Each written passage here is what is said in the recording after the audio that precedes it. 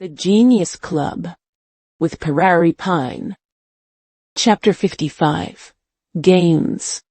CCA's attitude surprised Alex.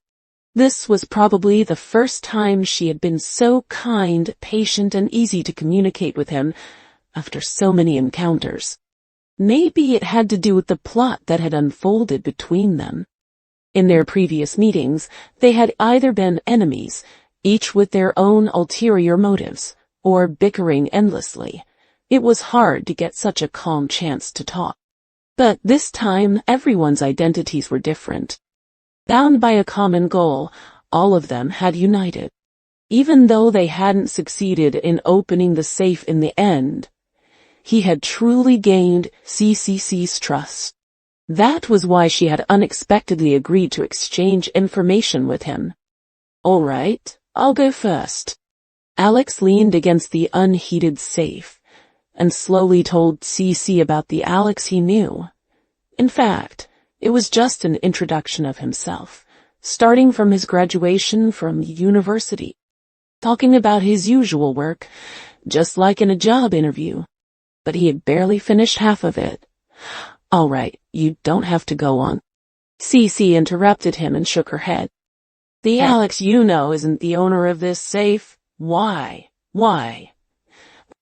Alex didn't understand.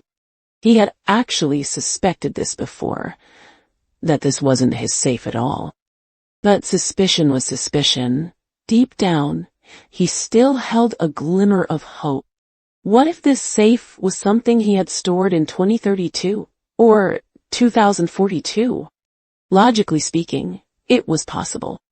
Because it was now 2022 for him, and he hadn't reached the time to store the safe yet, so naturally he didn't know the password. But he hadn't expected CC to directly conclude that this Alex was not the same person, that it couldn't be him. Because, he's too ordinary. CC sighed.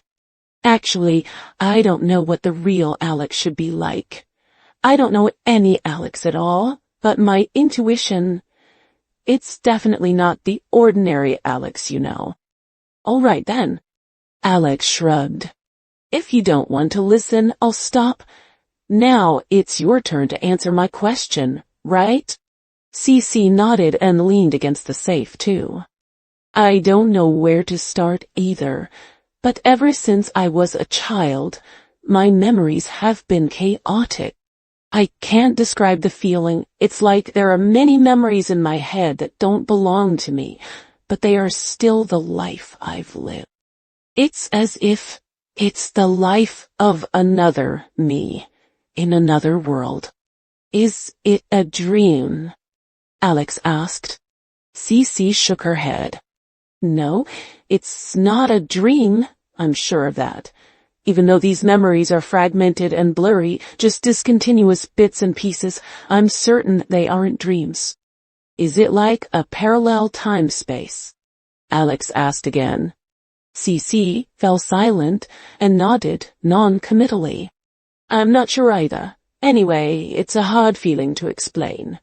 I've been to see doctors, and they said it's a delusion, maybe split personality. But those fragmented memory fragments are too real. I can't imagine they're just made-up fantasies. So I want to prove it. She turned around and pointed at the safe with Alex's name on it. In those fragmented memories, there's a middle-aged man I'm sure I've never seen or known, with long, messy hair and an exaggerated big beard. Middle-aged man? Long hair? Big beard? An image of a wild old man appeared in Alex's mind. In the memory fragments, that man told me that he had left something for me in this safe. He said, click, a crisp sound of a circuit connecting. Wail, wail, wail, wail. Sharp alarms sounded all around. Damn it, the main power is back. Automatic alarm. Big Face Cat had also been listening intently and jumped up as if struck by lightning. We have to run quickly. CC stood up nimbly picked up her mask, and turned to leave. Wait. Alex hated people who left stories unfinished the most, and quickly grabbed CC22. Finish it, before we run. One more sentence won't hurt. CC turned around and looked at Alex. That man said, "If you want to know all the past and the truth, go open that safe." In the memory fragments, he had originally planned to tell me the password, but for some reason, he didn't say it in the end. I'm not sure if it's because the memory fragments are incomplete. Whale.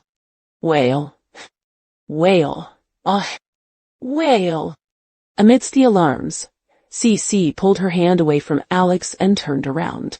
Oh, one more thing. She turned around again and smiled unexpectedly.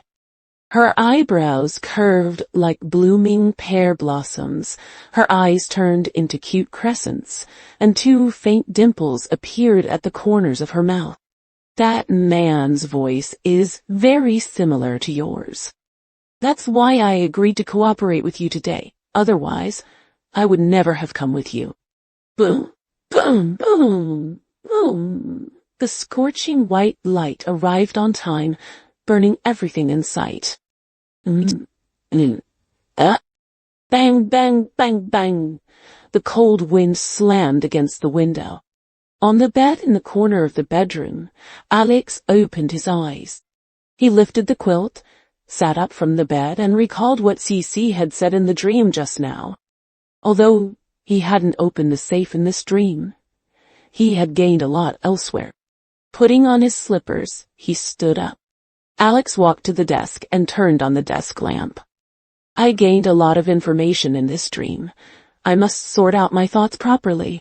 He picked up a fountain pen. While the memories from the dream were still clear, Alex wrote down his gains one by one on a piece of white paper. 1. Time-space changes are uncontrollable. Although this was simple and easy to understand, and there was no need to write it down specially, Alex had truly learned a lesson the hard way.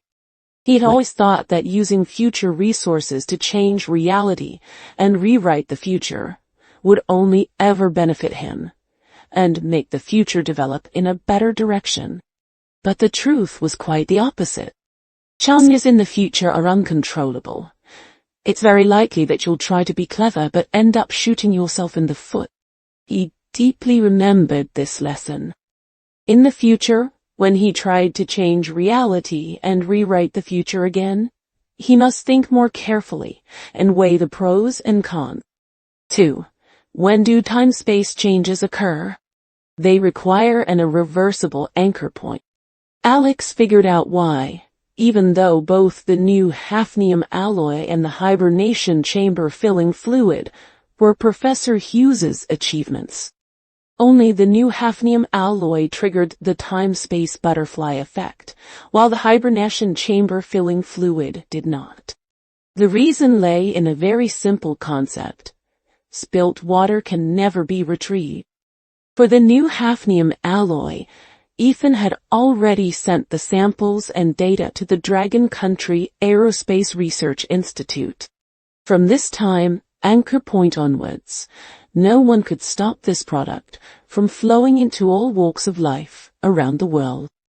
Even if the Dragon Country Aerospace Research Institute decided to keep it for themselves, over the 600-year time span, this material would inevitably leak and transition from aerospace use to civilian use. So from this time node onwards, the new hafnium alloy had already become spilt water, destined to never be retrieved, and thus the time-space change occurred as scheduled. And there were many situations that could prevent its public release. Even Alex himself could say a few words to Ethan, persuade him to change the way of publishing it. Alex believed that Ethan would listen to him more or less, if he insisted. After all, Ethan had indeed asked for his opinion before. In this regard, Ethan still respected him quite a bit. Moreover, Ethan hadn't finished sorting out his paper yet. Everything was still uncertain. So for now, the hibernation chamber filling fluid was still a basin of water that hadn't been spilt. Still had the possibility of being rewritten, thus it hadn't triggered a time-space change. Time-space changes require an irreversible anchor point. Interesting. I thought it would be real-time changes. Alex vaguely felt that there should be other rules and laws regarding the details of time-space changes. 3. Cece has memories in her head that don't belong to her. This is currently hard to explain. But Alex had also experienced similar dream confusions before, so he could more or less understand. He wasn't sure if Cece really had delusions or split personality. Her memories were incomplete, just fragmented, discontinuous bits and pieces. And it was precisely to prove whether these were delusions or real memories that Cece had risked opening the safe. This is quite similar to my previous actions of verifying dreams. Both are to get a truth, an answer. 4. The long-haired, bearded, middle-aged man in Cece's memory fragments has a voice very similar to Alex. This piece of information is crucial. No wonder Cece didn't kill me many times before and had an inexplicable trust in me. It was really because of the voice that made her curious about me. Alex nodded. This explained the previous confusion. Cece really didn't know him or have seen him before, but his voice was very similar to the man in her memory fragments, so her attitude towards him was not so normal. Could that weird old man be me? Alex inexplicably thought of this possibility, mainly because the dream ended too suddenly, and he didn't have time to ask ACC for more details. Otherwise, he could have judged. But for now, Alex felt that the possibility was not very high. First of all, Cece and I live in completely different eras. In a normal time-space, we would never meet in our lifetimes, not even in several lifetimes. Secondly, many people have similar voices. I even think her voice sounds familiar. Besides, CCC's memory fragments may not be reliable. Finally, the most decisive point, Alex touched his clean-shaven chin, frowning slightly. I would never grow long hair and a big beard. Never.